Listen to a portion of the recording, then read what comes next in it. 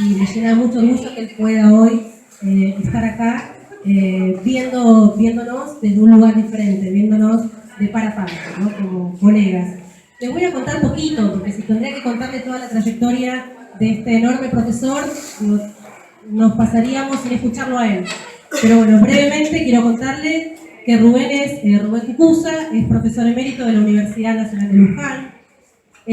Ha realizado una intensísima tarea de docencia e investigación en el área de Historia Social de la Educación. Es uno de los promotores del programa Estelea, Historia Social de la Enseñanza, la Lectura y la Escritura en Argentina. Fue su director y hoy actualmente es consultor en este programa. Fue decano del Departamento de Educación de la Universidad Nacional de Luján y fue docente de la Cátedra de Historia Social de la Educación 1 y 2 en el profesorado y la licenciatura en Ciencias de la Educación. Entre publicaciones muchas publicaciones, algunas solas les voy a contar. Una que nosotros estamos trabajando, que ya es viejita, pero que sigue teniendo su relevancia, que es el sistema educativo argentino, aportes para la discusión sobre su origen y primeras tentativas de reforma. Historia de la educación en debate, estudios de historia de la educación durante el primer peronismo. Más actuales, Yo Argentino, la construcción de la nación en los libros escolares, y así muchísimos otros más. En 2014 fue reconocido en el Ministerio de Educación de la Nación al conmemorarse 130 años de la primera ley de educación nacional, de la ley 1420. Así que bueno, tenemos la verdad que una eminencia. Voy a pedir un fuerte aplauso para darle la cara al primer profesor.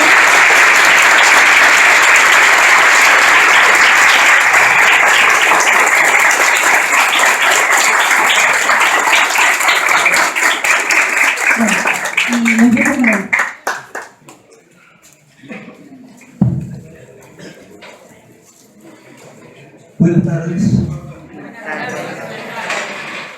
Muchas gracias por el aplauso. Tendría que haber esperado al final. A ver si lo decía. Y muchas gracias al instituto y a los exalumnos que me invitaron para este viaje en el tiempo. Tengo muchos años más que ustedes, no se los voy a decir por razones de coquetería.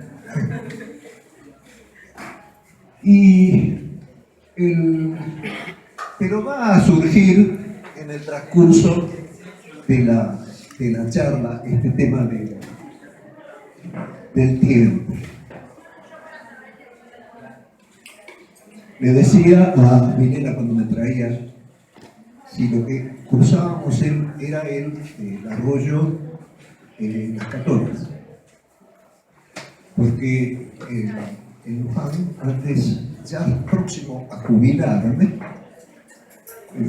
jugaba diciendo que venía con mi coche por la autopista, por el acceso, y que me había dado cuenta que el arroyo Las Catonas no era, que decía, un cartel grande decía reconfiguración del arroyo Las Catonas, pero era mentira, era una falla geográfica. Había descubierto que el arroyo era una falla geográfica, como se desplazaba, como la famosa falla de San Francisco, se desplazaba la falla y se desplazaba todo lo que había arriba. Las maestras que venían haciendo dedo cuando salían de la escuela para regresar, los carteles, los botones de alejamiento, todo se movía para allá. O sea que en el último tiempo, en realidad no estaba dando clases en Luján, estaba dando clases en Trenquelado. Eso era una forma de la percepción que tenía del tiempo en mis últimos años dentro de la universidad antes de la jubilación. Cada vez se me hacía más lento. Y de alguna manera volver a trabajar con estos libros tiene, a ver,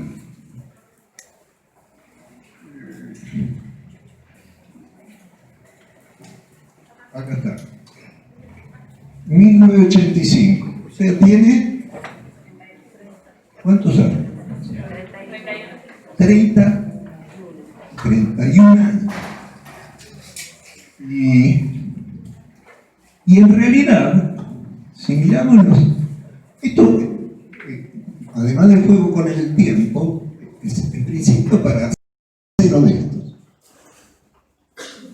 Hay una lectura que se puede hacer y se puede jugar, no los tengo todos, porque cuando uno escribe no se imagina que va a volver a leer lo que escribió 30 y pico de años después. Y la escritura, respecto de la oralidad, como decía Walter Ong, es persistente, sigue diciendo lo mismo, pase el tiempo que pase, para el libro y para el autor. La escritura, entonces, el primero, para poder jugar con el tiempo, me empecé a mirarlas, eso lo puedo hacer ahora, no en el momento, a leer con las dedicatorias, que son lo que ustedes, futuros o casi nuevos escritores, tienen que tener mucho cuidado, porque las dedicatorias siguen diciendo lo mismo 30 años después.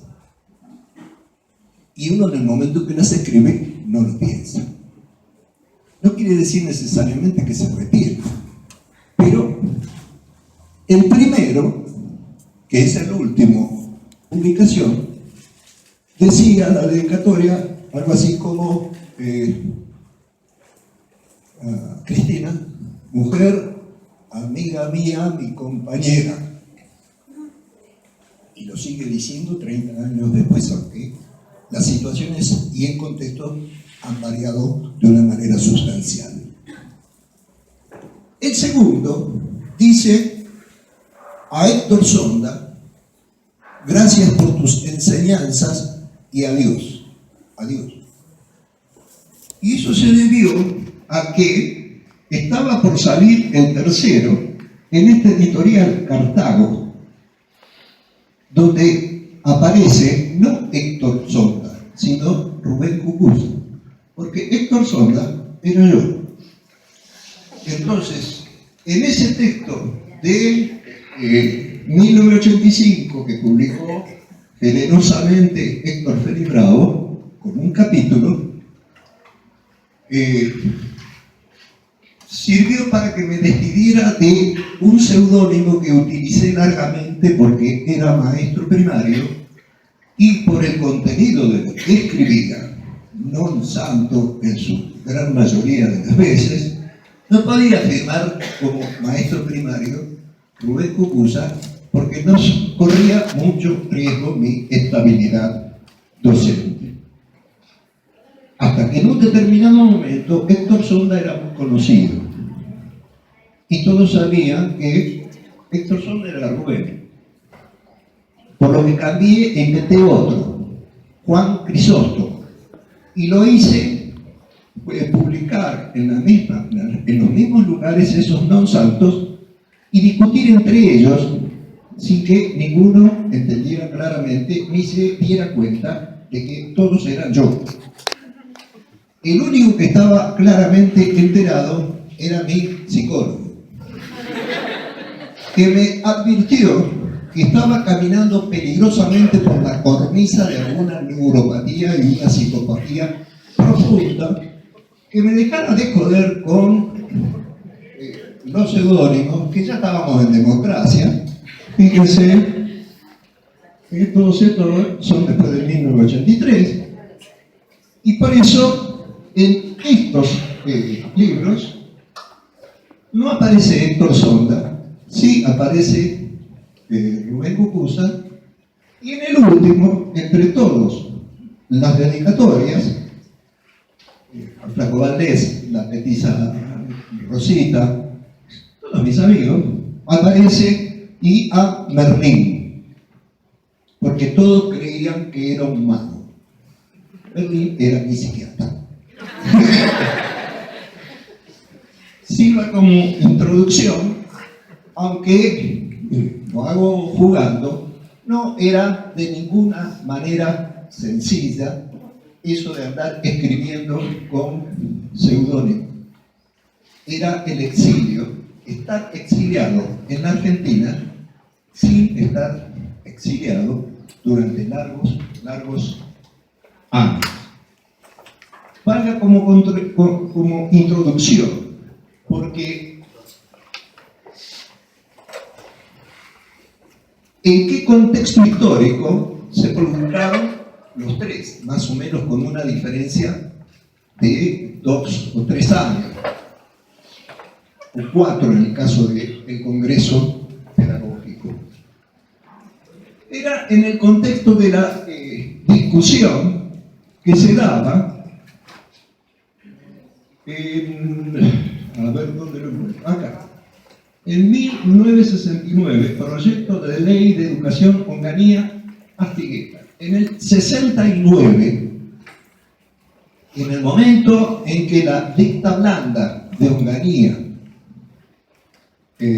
intenta introducir una reforma, que ahora después vamos a ver en la secuencia, se discutía no solo la reforma de Onganía, se discutía cuáles fueron los motivos del origen del sistema, es decir, cómo surge el sistema educativo argentino, pero además, y sobre todo, se discute la reforma Saavedra Lamas, la de 1916. Es decir, Gustavo Cirigliano, al que nos vamos a referir ahora, Juan Carlos Tedesco, que también lo deben haber leído en la bibliografía, y Sonda Cucuza, están discutiendo aparentemente cuál es el motivo, las causas de que se origina el sistema educativo en el 80-82, y cuál es la causa o la razón de la reforma Saavedra Lamas de ese mismo sistema tan tempranita, tan recién armado el sistema educativo. ¿Se entiende lo que estoy diciendo?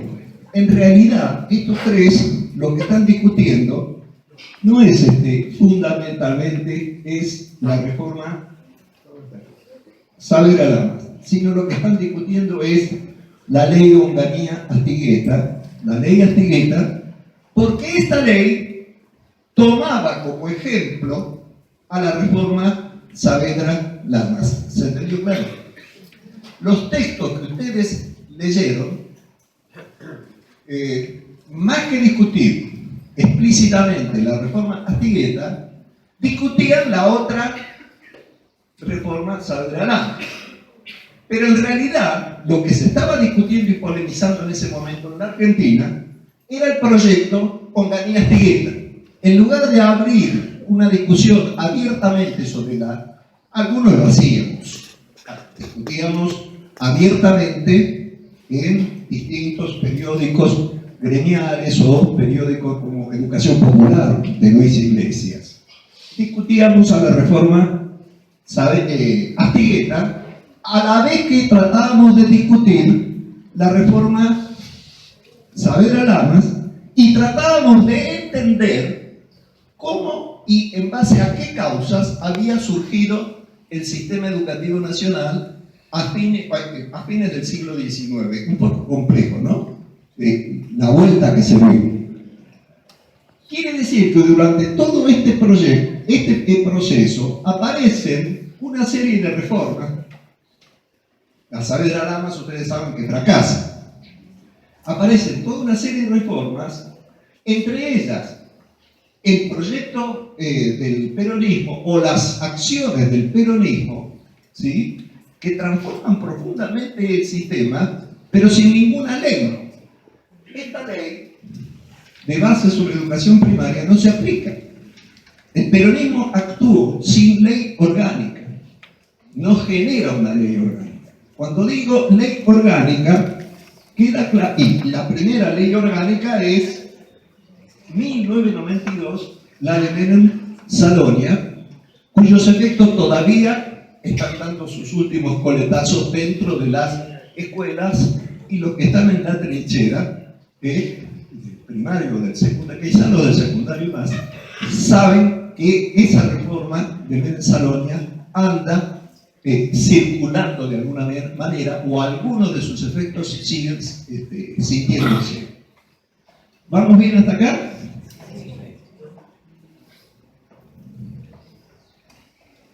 Entonces, este sistema tripartito, vuelvo a señalarle que estos cuadros también los van a tener en el archivo que le voy a dar a Verónica. Este sistema tripartito es muy sencillo respecto de lo que vamos a ver después. Es el sistema fundacional.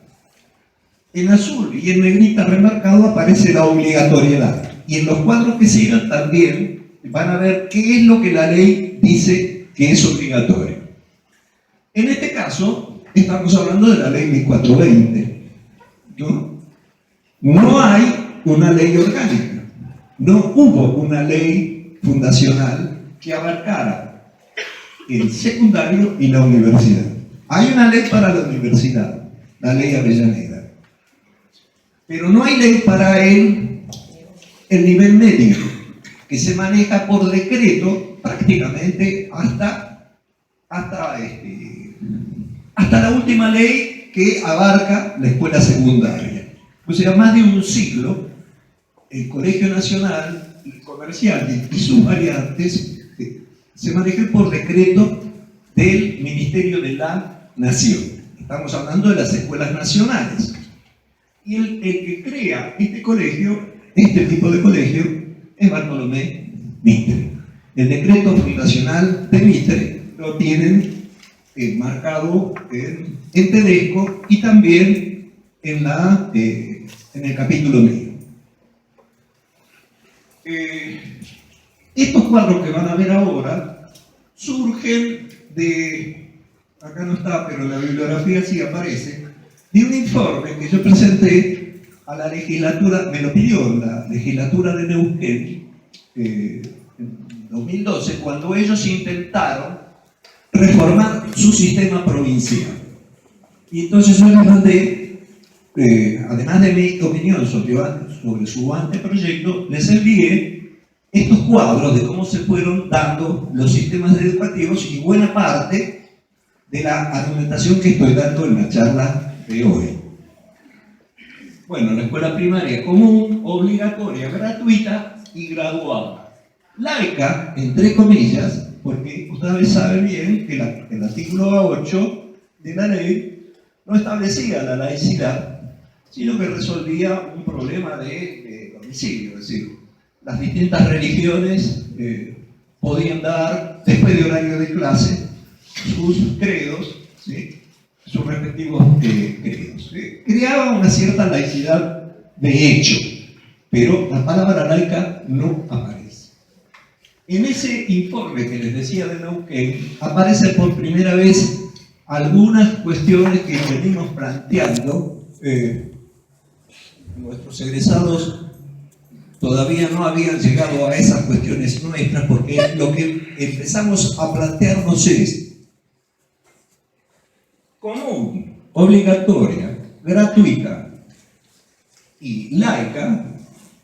4 de los 5 soportes merecieron tremendos debates y polémicas. La gradualidad, el aula graduada, no.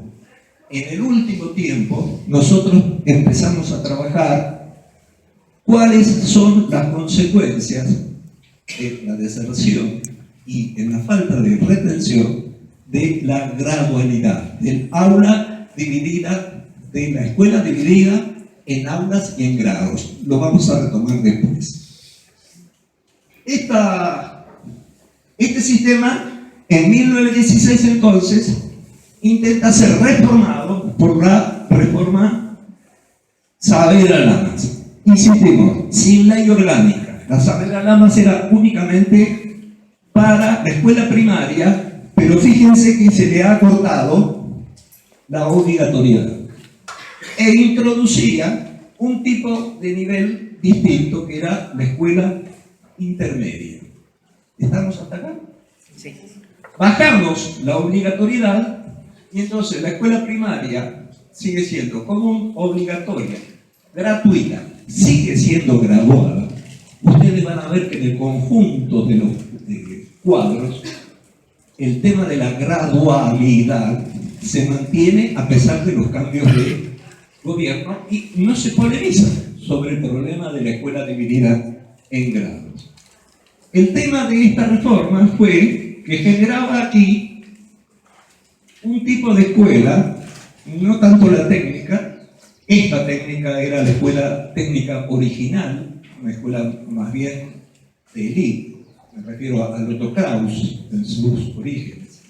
Estas eran la escuela de artes y oficios. Y los chicos podían, a los 4 años de terminar la escuela primaria, ingresar a las escuelas de artes y oficios. Se fue. Bueno, si yo voy para adelante, el técnico me va a poder decir si después puedo volver. Sí.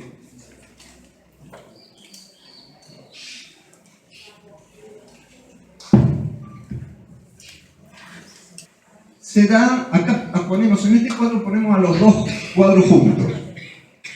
El cuadro 1, que era la constitución del sistema educativo, y el cuadro 2, la reforma Saavedra Lamas. Y en el centro, lo que era la deserción histórica, 3º y 4º grado. Es decir, lo que hacía la escuela primaria, la reforma Saavedra Lamas, era reducir la obligatoriedad a sus límites reales. Desaparecía la deserción. Si es obligatorio hasta el 3º y 4º grado, no hay deserción. ¿Está entendido cómo es esto? Y empezaba a dirigir a los alumnos hacia esta escuela intermedia que supuestamente daría formación manual para las ocupaciones productivas. Lo que estamos haciendo es una comparación en adelante de estas 3 hipótesis. Las cuestiones personales, es decir, por qué yo me aproximé a esto y por qué estos cambios de apellido y de nombre, aparecen en un texto que ustedes pueden ver que son las cuestiones personales. Las cuestiones personales inciden muchísimo, no solo el contexto sociohistórico, en la producción de un libro o de un capítulo. Entonces, para no agobiarlos con las cuestiones, ya les di una explicación en broma sobre mis seudónimos,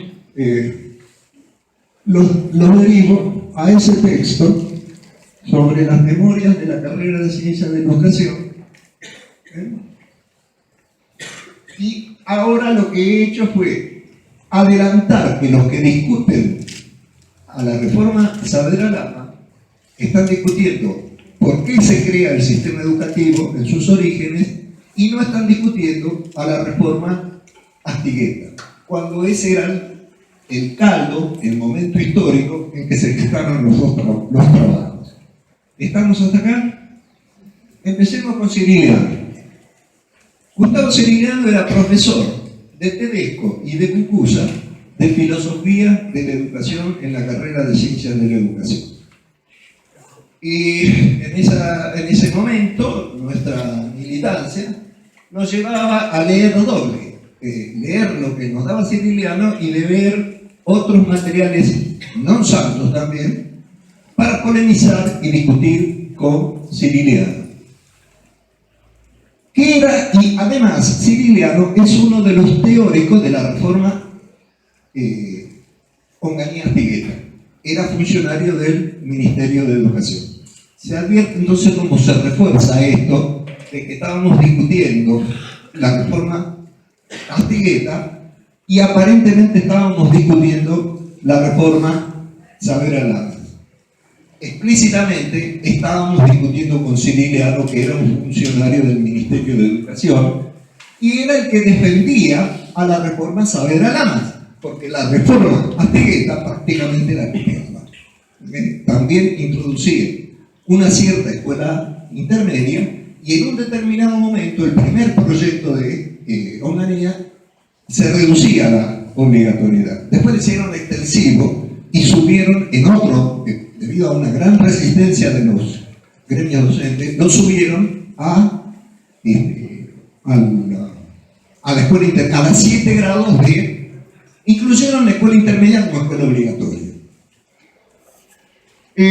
La hipótesis de Civiliano es que la escuela cumple una función económica y la reforma, ¿cómo es? La reforma, tanto en sus orígenes, la escuela cumplía una función económica, como en la reforma, Astegueta también cumplía una función económica.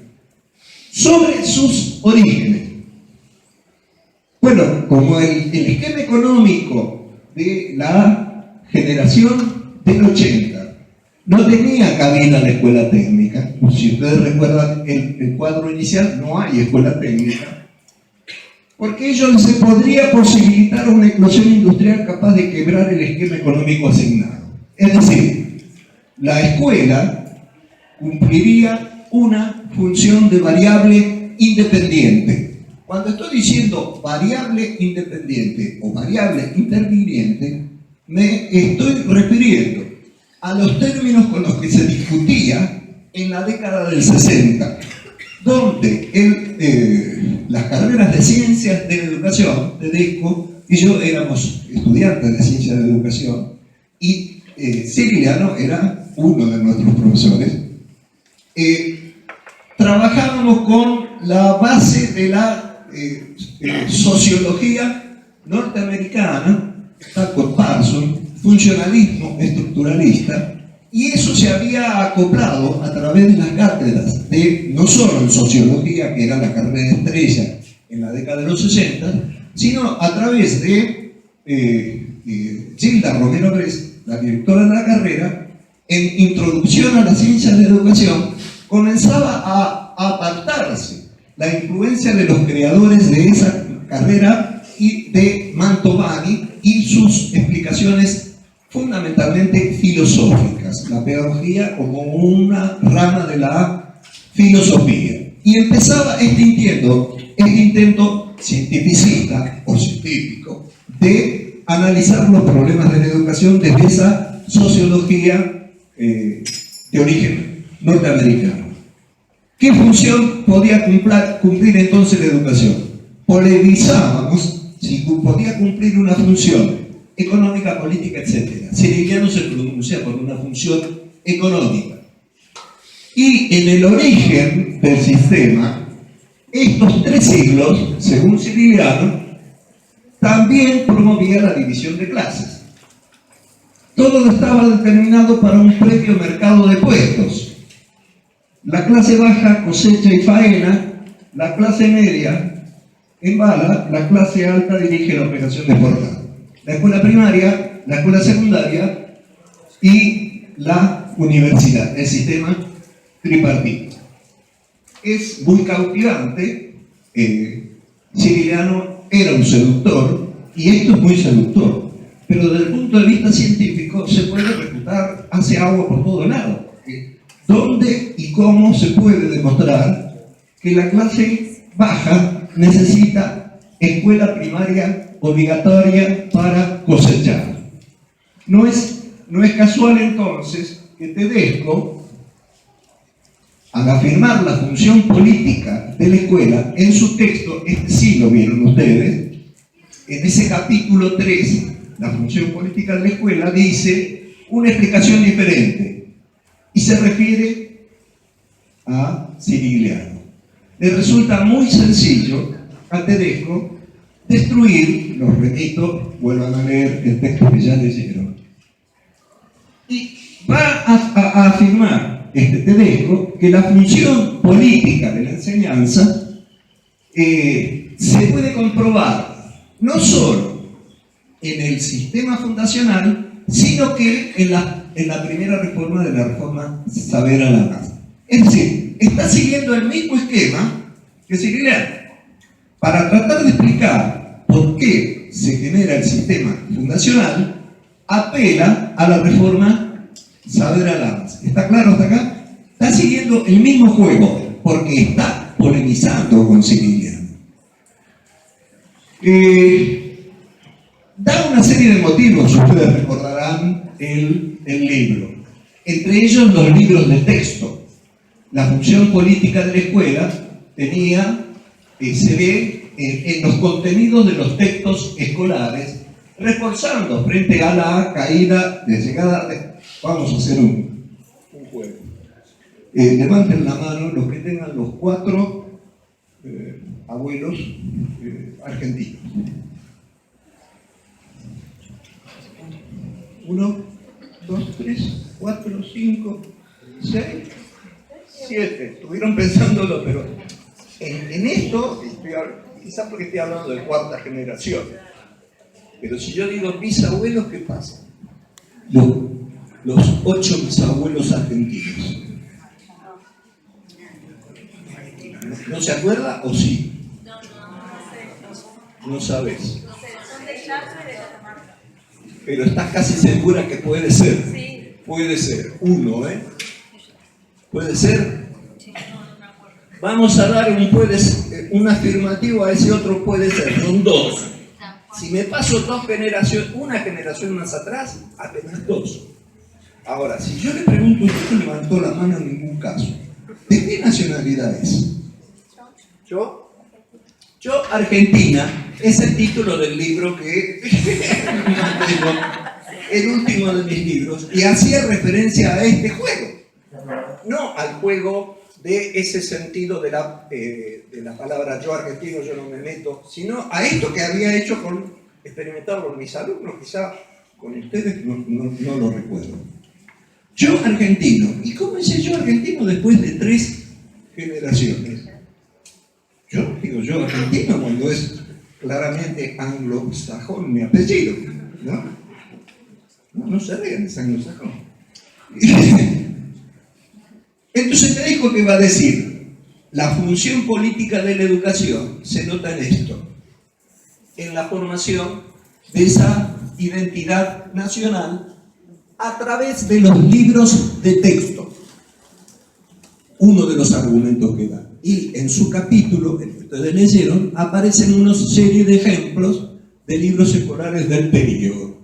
Después de trabajar un tiempo largo con los libros escolares en el proyecto Istelera, nosotros comenzamos a poner en duda esta afirmación de tanto peso de los libros escolares.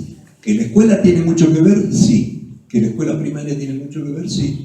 Pero no solo a través de los libros escolares, sino quizá a través de otras acciones o rituales. Lo veremos después. Entonces, de los 3 argumentos que utiliza Tedesco, es la función política, los libros de texto. Otro es el decreto de Mitre, que no nos cuesta ningún esfuerzo interpretar, lo remito de nuevo, donde habla que el Colegio Nacional tiene la función de dirigir y de formar a los más aptos. Y el decreto de Mitre así lo dice expresamente. ¿Y qué hace después? Salta la reforma Saavedra-Lama. Los intentos de diversificación del sistema educativo provinieron siempre de los sectores oligárquicos, mientras que los sectores medios en ascenso se opusieron a ello defendiendo la vigencia del sistema tradicional. Fíjense que no está hablando únicamente de la reforma Saavedra-Lama, sino que cualquier intento de diversificar el sistema tradicional, el sistema tripartito, respondía a una intención oligárquica. Es en este punto donde él se apoya en Antonio Gramsci. Es la única vez que cita Antonio Gramsci. El texto de Tedesco, a nuestro juicio, no es gramsciano. Más, todo esto de decir la función política cumple una función política y no una función económica, juega más dentro del esquema de Ciriliano. Es decir, el funcionalismo, es decir, la educación, siempre en la escuela juega una función política. Y con Tedesco y con Ciriliano también podríamos decir, siempre juega una función económica. Pero pensar que en sus orígenes, como en sus primeras tentativas, jugó una u otra función, es reducir complejidad a nuestro entender. este problema de la diversificación del sistema, siempre de los sectores oligárquicos, generó algo que más adelante Pinot, entre otros, Pablo Pinot llamó el tedesquismo, es decir, una especie de perduración de esta hipótesis de Tedesco más allá del tiempo y más allá inclusive de las intenciones del mismo Tedesco. Entonces, cualquier intento de diversificación es segmentación. Es decir, cualquier intento de diversificar implica segmentar, otorgar distintas escuelas para los distintos sectores sociales. Eso sí es de Gramsci. Vamos a ver después. ¿Qué era lo que decíamos nosotros hace tanto tiempo? ¿Se puede ver acá? Lo primero que hacíamos, y quizá esto lo podríamos seguir manteniendo, esta intención de diferenciar las categorías con las que se ha analizado el periodo. Lo de crítica a enfoques mecanicistas denuncia de alguna manera, denuncia cuál era la ideología del autor en ese momento. Hay por debajo de esto algo de la influencia marxista de estructura y superestructura. De alguna manera está por debajo de esto, aunque en realidad lo que hacíamos en ese periodo era tratar de decir que no nos cerraba el esquema del marxismo de estructura y superestructura, sobre todo la idea de que la superestructura posee una relativa autonomía respecto de la estructura, porque de lo contrario tendríamos que admitir que la historia argentina es una historia donde la superestructura es más autónoma que todas las autonomías. De otra manera, no podemos entender la Revolución de Mayo como una revolución burguesa, superestructura, a la que fracasó Moreno, porque no tenía una clase social burguesa en desarrollo en el Río de la Plata. Pero el mismo esquema, estructura y superestructura, se aplica después a Rivadavia. Y el mismo esquema, estructura y superestructura, se siguió aplicando después al 80, a Roca y al sistema educativo de 1882. La ley 1420 en la superestructura funciona con independencia de la estructura. Lo que hacíamos era criticar esta secuencia, que esta secuencia que está acá arriba podría generar un discurso de este tipo, para estar en desacuerdo, para criticar o para acordar con el sistema educativo surgido a fines del siglo XIX. Invento, improviso. Gracias a la generación liberal del 80, a sus concepciones científicas positivistas que se ampararon en el laicismo para separarse de la Iglesia, surgió el progresista sistema educativo de la ley 1420. Este sería un discurso, estoy improvisando. Pero para criticar este sería lo mismo.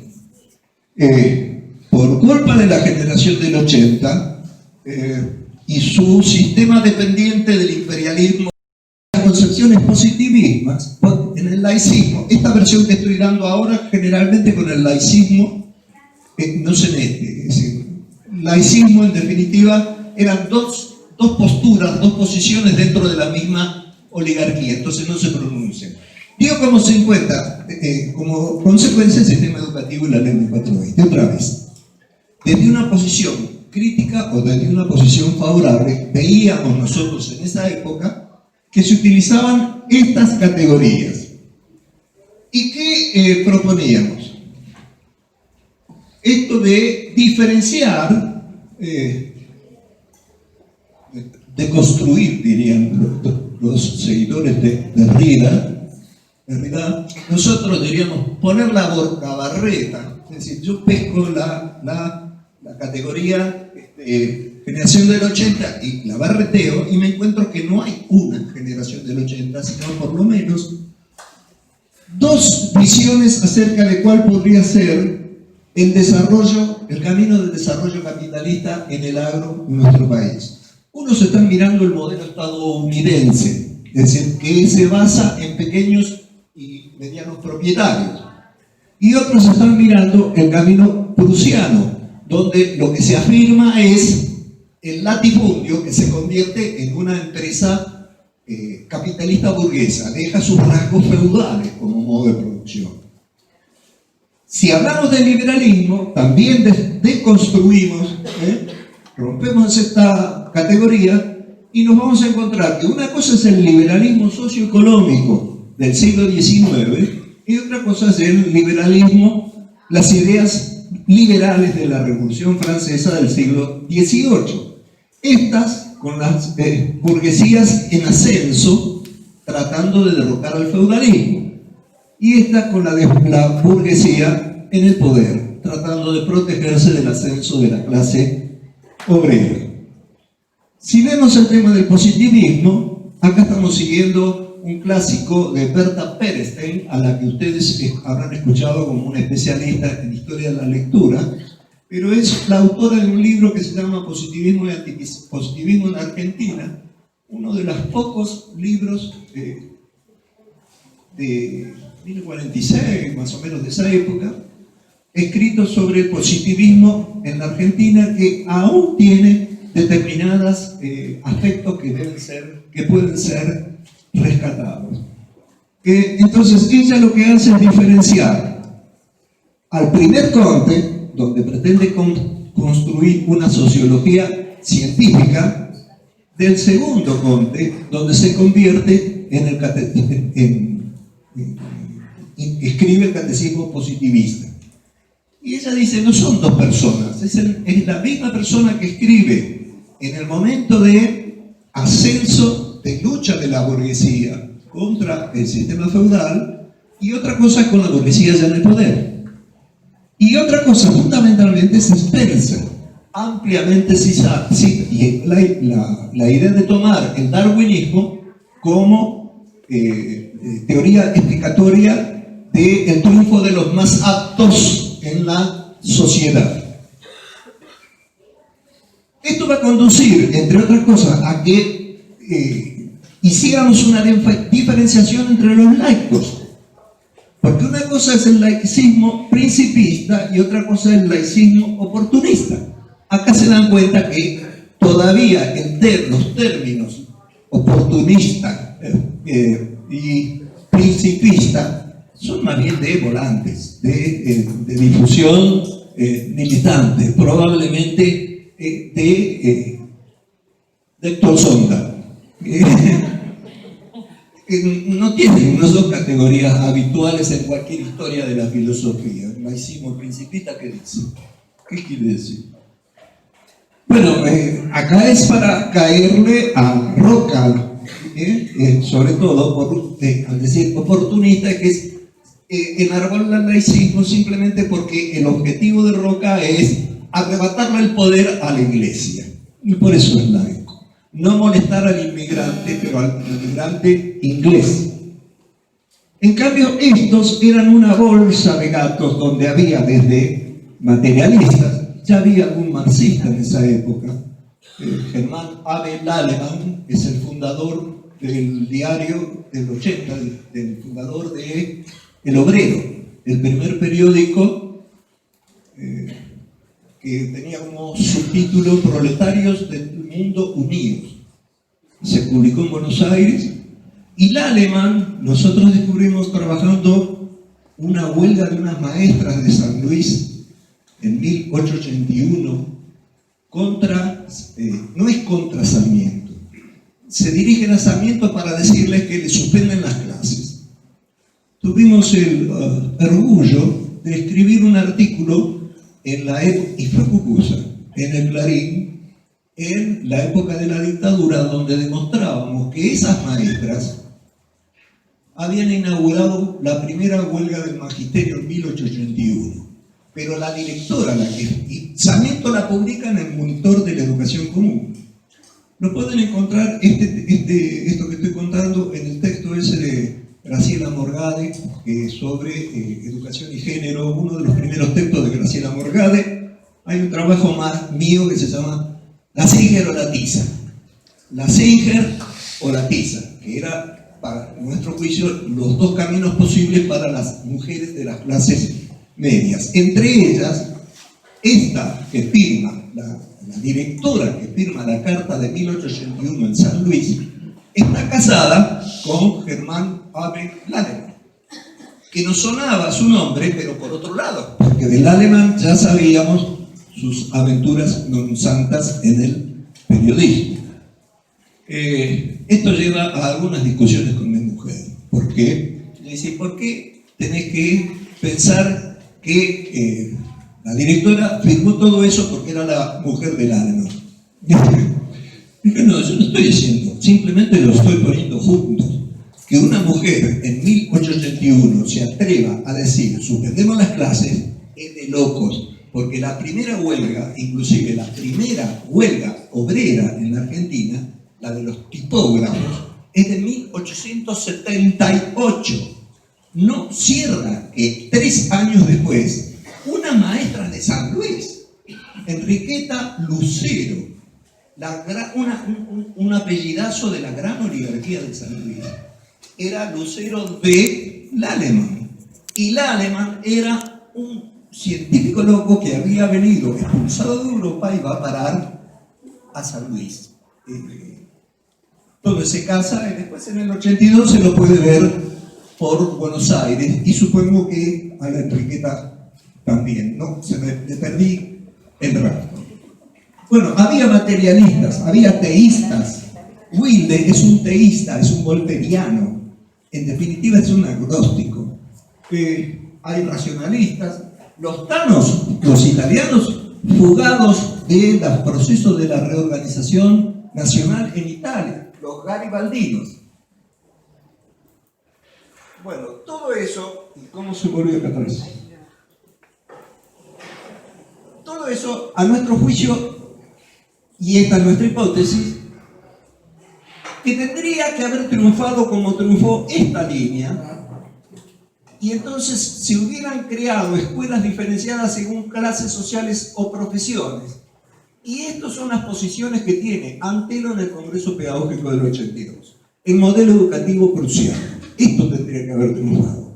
Y en cambio triunfó esto, que venía manejándose por los mismos sectores que venían proponiendo de este lado, de abajo. Con lo que esta hipótesis se produce una fractura entre la sociedad y la educación. Lo que triunfa es una escuela común, obligatoria y gratuita, es decir, las posiciones de Leguizamón en el Congreso del 82 y el modelo educativo sarmientino de influencia norteamericana y francesa, mientras que en la sociedad y en la economía se imponía el modelo latifundista de Roca. Ahora bien, el tema es si yo intento utilizar cualquiera de esas 3 hipótesis para explicar lo que ocurrió ahora. Si las utilizo en función histórica, lo pienso ahora, no lo pensaba en ese momento. Es decir, tanto en su libro, Ciriliano, como Tedesco, como nosotros, creíamos que habíamos resuelto el problema de la relación entre educación y economía. No estamos tan seguros. Mejor dicho, creemos que no. La parte más débil de ese trabajo es precisamente la hipótesis de la fractura, la que intenta resolver la relación estructura y superestructura. Desde un punto de vista descriptivo, podríamos decir que está bien, que es correcta, describe lo que ocurría en ese momento, pero no me sirve como hipótesis para analizar otro tipo de situaciones históricas. Entonces empieza una serie de preguntas, que es la que vamos a dejar plantadas como preguntas para cerrar hoy. En todas esas reformas que mencioné al principio, ¿se acuerdan? Todas las del siglo XX, y llegando a la última del siglo XXI, la que está en vigencia. ¿Qué hay? ¿Continuidades o rupturas en el sistema educativo? En principio, en historia se habla mucho de continuidades o rupturas. No es un par antinómico que a nosotros nos convenza. No creemos el planteo, lo estoy usando por vicio, digamos, por uso, pero no nos convence. hay continuidades y hay rupturas simultáneamente y en el mismo momento. No es que haya continuidad y después ruptura, o mucha ruptura que ya no hay más continuidad. No estamos de acuerdo. Utilizamos la pregunta ahora en estos dos términos. Continuidades como persistencia de invariantes estructurales y lucha de hegemonías contrastantes como rupturas. Estamos tratando de desmenuzar un poco esto de continuidad y ruptura. Entonces vamos a ver primero qué quiere decir invariantes estructuras, invariantes estructurales. Esto lo tomamos de unos autores norteamericanos, Tayak y Kuhn, en un texto que se llama En busca del utopío, un siglo de reformas de la escuela pública. Se refieren a un siglo de reformas de la escuela pública en Estados Unidos. Están muy preocupados por qué fracasan las reformas en Estados Unidos. Es la misma preocupación que teníamos nosotros, por qué fracasaron, pero con otra dirección, que por qué fracasan las reformas en el Río de la Plata o en la Argentina. Bueno, ellos van a decir que durante el último siglo, el siglo XX, hubo mucha continuidad en las estructuras, por eso dice invariantes estructurales, no varían las estructuras, las reglas y prácticas que organizan la labor de la instrucción. Ellos lo llaman a eso gramática de la escolaridad. Gramática por la gramática, es decir, un chico aprende la gramática usando el lenguaje y nosotros nos damos cuenta que incorporó la gramática cuando aparece cuando habla un bebé o un niño y de repente no funciona algún verbo, una conjugación irregular. Pero ¿por qué no funciona? Él está aplicando estrictamente las reglas de la gramática, no la irregularidad. ¿Y cómo aprendió esa regla de la gramática? No fue a la escuela. La gramática se aprendió usando el idioma. Por eso él habla de gramática de la escolaridad, como algo que estuviera presente, anda dentro de las escuelas, esa gramática, y la aprendemos y la incorporamos sin darnos cuenta. Y las prácticas que forman parte de esa gramática son tan familiares como, acá empieza el problema, la graduación de los alumnos, la gradualidad, como habíamos planteado al principio, que dije, nunca se discutió. Recién ahora comienzo a ver textos sobre que empiezan a polemizar en qué significa la gradualidad. ¿Cuál es el supuesto de que todos los chicos, supuestamente el primer día de clases, se paran frente a la bandera en primer grado y están todos en la misma línea? Ese es el supuesto. No es así.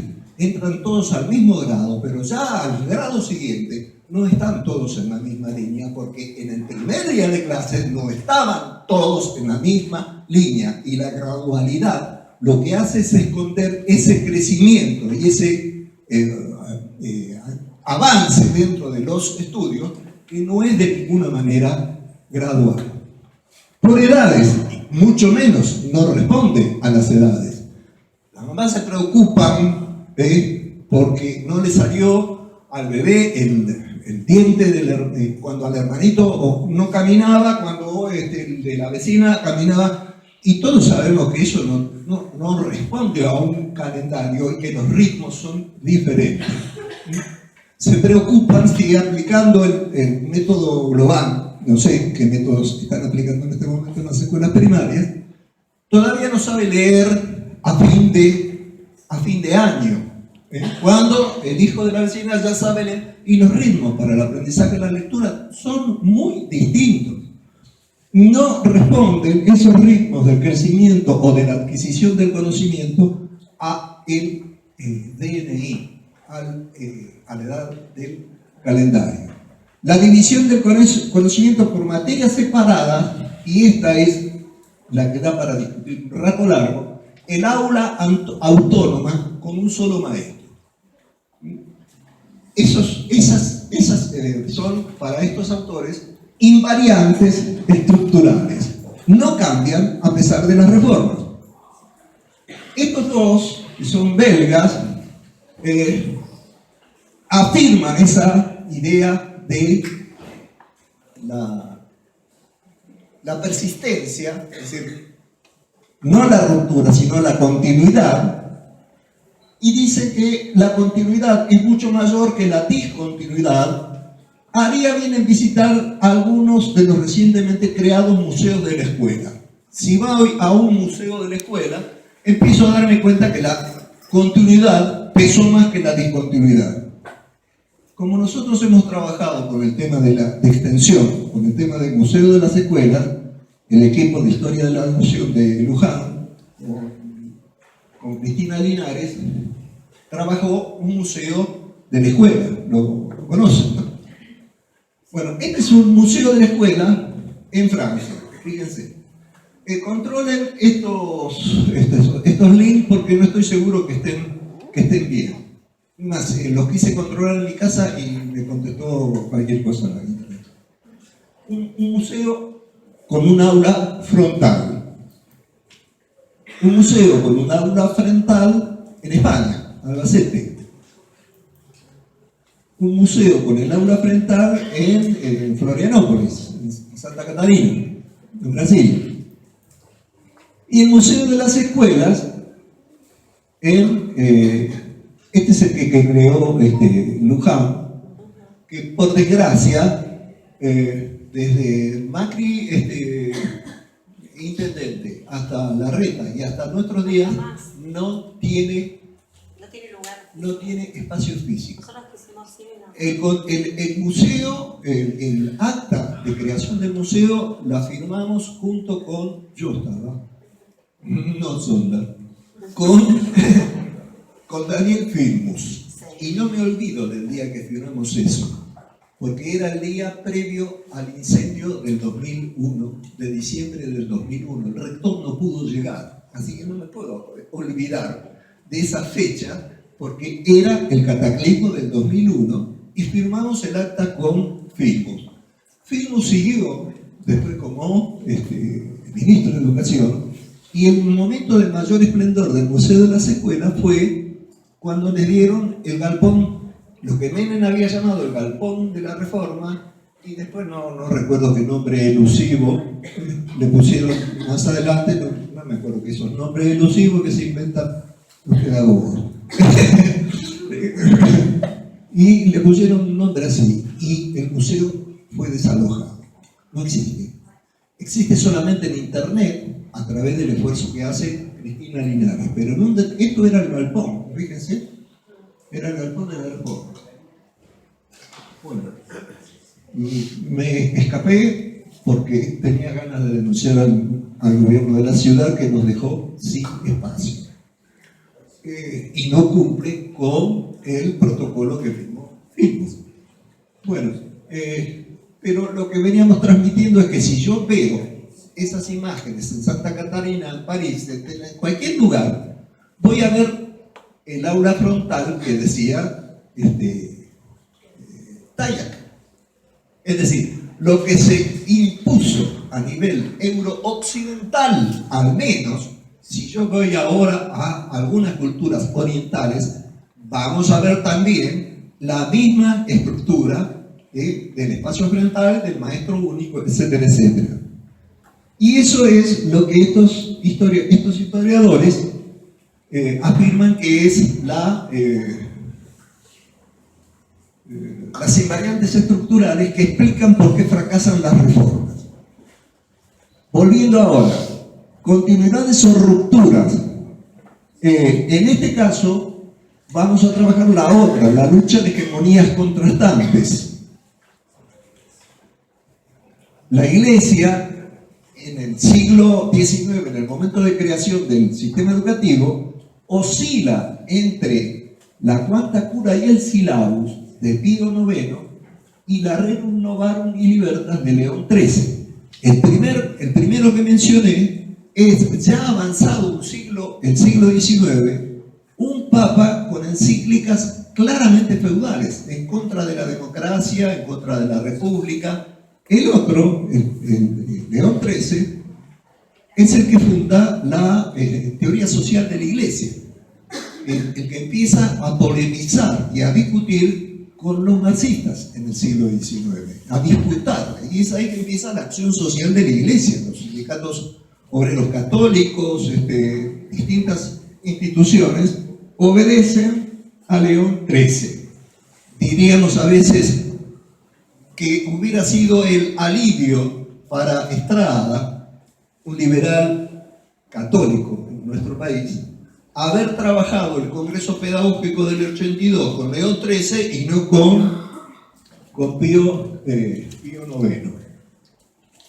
La otra hipótesis es la propuesta reproductivista de Althusser, como parte del proceso de secularización del Estado. La burguesía desplazó a la Iglesia y puso en su lugar a la escuela. Esto en la carrera de Ciencias de la Educación de Luján y en las otras también. Durante un cierto periodo, las hipótesis althusserianas, como otros acusados y llamados directamente como reproductivistas, fue rápidamente o no tan rápidamente, fue eliminado o sacado de circulación. Y creo, a mi juicio, que merecería una relectura de los reproductivistas porque nos los hemos sacado muy rápido de encima. Está claro lo que estoy diciendo. Y es un debate más largo y para hacer en otro momento. Si quieren saber sobre algunas de las cuestiones en las que estamos avanzando en este tiempo, en estos últimos años, empezamos a ver un paralelismo entre los procesos europeos y americanos de conformación de las entidades nacionales que nos permiten establecer analogías respecto de la serie: templo, sacerdote, doctrina, liturgia, ejercicios espirituales para formar al creyente, con esta otra: escuela, maestro, libro, efemérides, cuadernos para formar al ciudadano argentino. El asunto de cuando pregunté quiénes tienen los 4 abuelos argentinos, estaba metido en esto. En alguna manera estamos pensando que el ritual, los rituales, la liturgia, el libro sería la doctrina. Pero la doctrina es cuestión de los letrados. A nivel popular, lo que funciona es la liturgia. Si ustedes piensan, por ejemplo, en la misma iglesia, el gran problema de la iglesia era cómo llegar desde sus orígenes al Pagani, a la zona rural. El Pagani era simplemente el campesino. Pero el problema era que la iglesia es un fenómeno urbano. La iglesia que conocemos en sus versiones actuales. Lo mismo que la escuela, es un fenómeno urbano. La escuela tiene el mismo problema que tiene la iglesia. ¿Cómo hace para extender su acción hacia las zonas rurales? El tema de las escuelas rurales es el nudo grueso de todos los sistemas educativos de todo el siglo XX. ¿Cómo hacer para trabajar con el Pagani? Como dirían las iglesias. ¿Cómo hago para trabajar con el indio, el indígena, el pueblo originario? Sí, ese es el problema del misionero. Si aparentemente está inclinado frente al Cristo, frente a la cruz, pero en el bolsillo tiene una huaca. No está dirigiéndose a Cristo, sino que está oralizando a su propia religiosidad. Bueno, para las últimas hipótesis que venimos manejando es que, a nuestro entender, en las escuelas es la liturgia la que tiene más importancia que la doctrina. Todos los días a las 8 menos cuarto, creo, siguen formándose los chicos en la puerta de la escuela y se genera el ritual de mojar el agua bendita porque estoy saliendo del mundo profano y entrando al mundo sacro. Y entonces la bandera signo de civilización y justicia, y las maestras repiten civilización para que a los otros días, a las 8 menos cuarto, digan de nuevo aceptación, y ese es un ritual. Pesa como pesan los rituales dentro de la iglesia.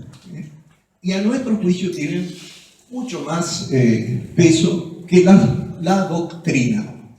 En la iglesia también, la liturgia, y si no, vaya a saber el lío que se le genera a la iglesia con los curas sanadores. Ellos están prácticamente en el borde, no sé si vieron alguna misa sanadora, están ahí en la frontera de lo que es el pastor Jiménez, están ahí en el borde. Y los sanadores surgen, a nuestro juicio, precisamente para competir con otro tipo, el asunto de eliminar el latín. Es decir, es un ritual antiguo para las nuevas necesidades. Según Carlos Lerena, cerraríamos las series. No lo puse en la bibliografía, pero lo pueden googlear. Es un español y un libro que vale la pena leer porque se lee muy fácil. Creo que ustedes lo tenían como, nuestros egresados lo tenían como bibliografía en historia 1, pero tenían un capítulo nada más. Cerraríamos la serie con el par confesión, examen. Si yo sigo todo esto, confesión y examen. En tanto que el examen se constituye en una bisagra entre lo religioso y lo cultural que sanciona, certifica y consagra los resultados del proceso de enseñar a aprender. Está hablando del examen en su función de acreditación, obviamente. Nosotros, los pedagogos, hablamos de la función, de que la evaluación es una función continua. No sé qué van a hacer en el aprender, en el sistema de aprender, pero van a ser, la función no es una función de continuidad, sino que es una función, cumple una función de acreditación. No va a aparecer en los boletines porque es anónima, según me explicó hoy Pilero. Pero los resultados van a aparecer en las PISA. ¿Y qué uso se van a hacer de las PISAs en la Argentina con este sistema de evaluación bajada desde arriba? Bueno, ya lo dejamos porque entramos a otro tema de polémica muy grande, pero ya lo vamos a ver. Finalmente, a manera de cierre, puede observarse durante el siglo XX y comienzo del XXI una lucha de hegemonías contrastantes en las políticas educativas, donde los sectores dominantes no logran imponer sus proyectos hegemónicos. Pero no solo no lo pudo hacer Astigueta, tampoco lo pudo hacer Onganía. No solo lo pudo hacer Saavedra Lama, se lo boicotearon los mismos radicales que estaban en el Congreso. No lo pudo hacer Astigueta, se lo hicieron fracasar los maestros. En ese momento el CUDAC, el que luego sería CETERA. Donde los sectores, otra cuestión es qué fue lo que ocurrió con la polimodal. Duró muy poco. ¿Cuánto duró? Nada. ¿Y qué va a ocurrir ahora con la ley actual frente a un cambio de rumbo político en el gobierno a nivel nacional, especialmente? ¿Qué es lo que va a ocurrir? Bueno, estamos en las puertas de una nueva pulseada. ¿Cómo se va a en las puertas de una nueva pulsada de esta lucha de hegemonías contrastantes? El que tenía la hegemonía mandó una reforma. ¿Y qué es lo que va a hacer el próximo gobierno? No el actual gobierno. Ello conduce al análisis del problema teórico, historiográfico, de la persistencia de las hipótesis de Juan Carlos Tedesco acerca del carácter oligárquico de la diferenciación, segmentación vertical. Estamos diciendo entonces, no siempre una diferenciación vertical dentro del sistema, vertical estoy diciendo así, primaria, secundaria, universidad, no siempre implica una que tenga un contenido reaccionario oligárquico. Sé que me quedé sin voz. Espero que sea solamente azaroso o me estén marcando la hora. La resistencia a las reformas se dio, esta es otra hipótesis, se dio desde posiciones defensivas, defensa de la ley 1420, defensa de la escuela pública. Es decir, los sectores que se oponían a las reformas no tenían proyecto alternativo, proyecto propio.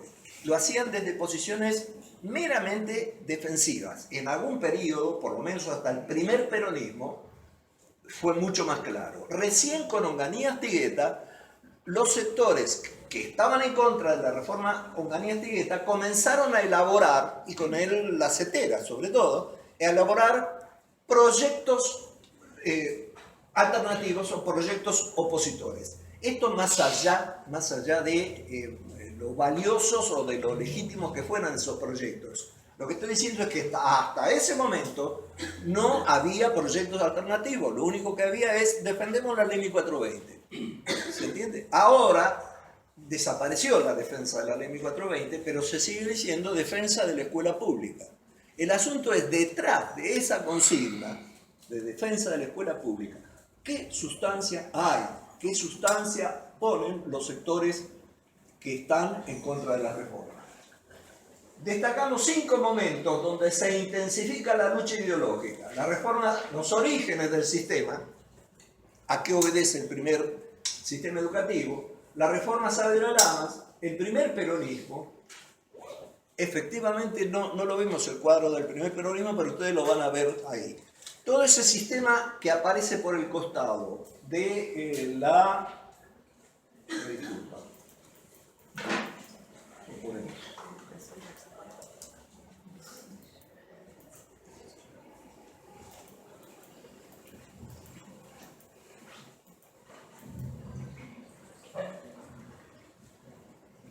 Todo este sistema que aparece paralelo al sistema oficial del primer peronismo, Universidad Obrera, la NAOP, Comisión Nacional de Aprendizaje y Orientación Profesional, y misiones monotécnicas, crece por el costado de la universidad.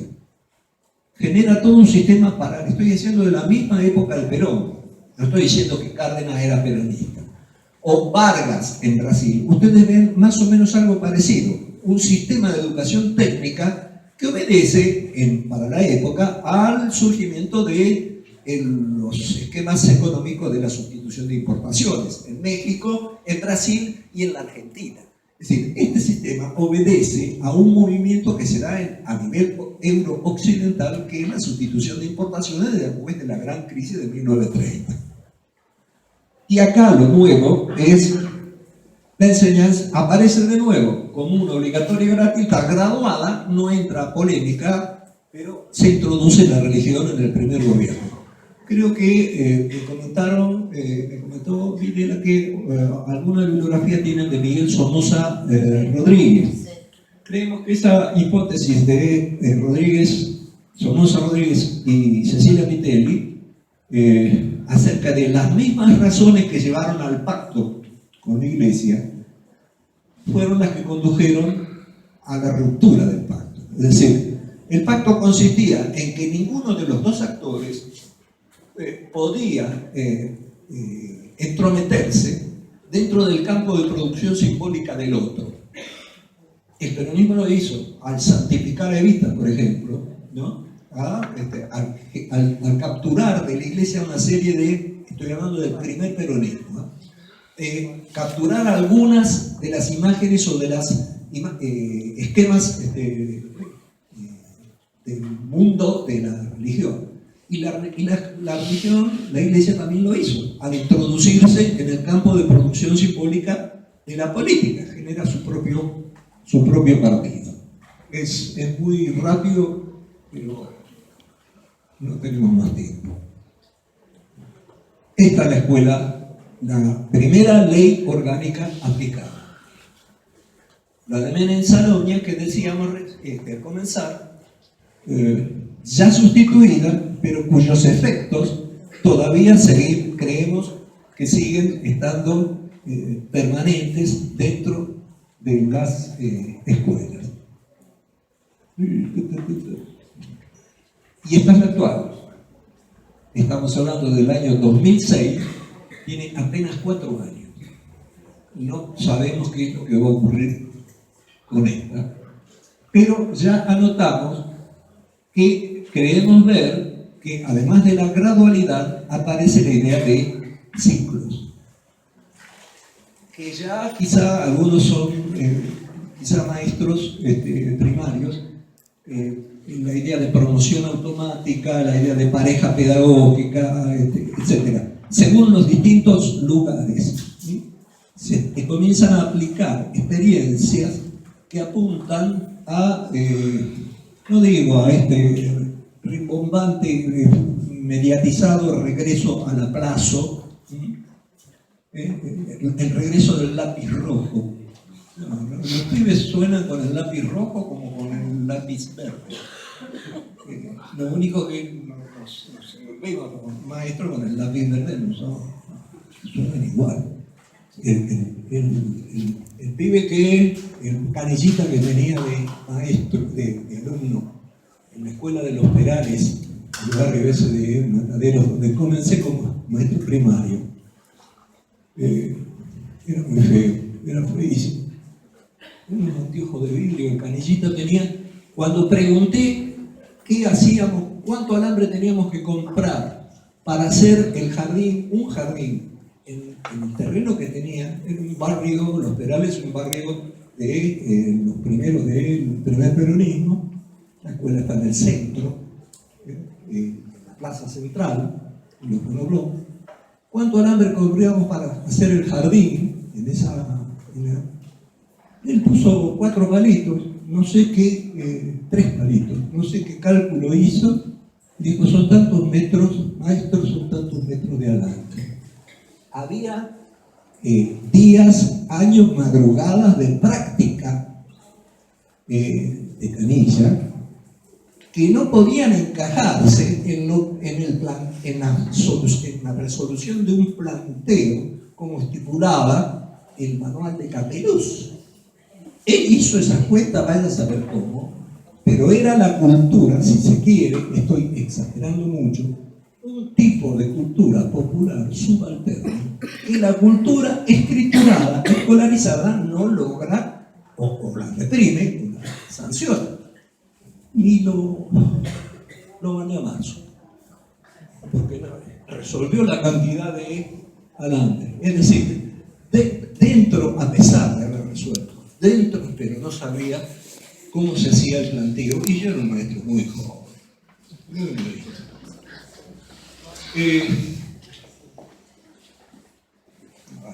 Lo dejamos ahí ya. Mucho. Les agradezco mucho. Muchas gracias.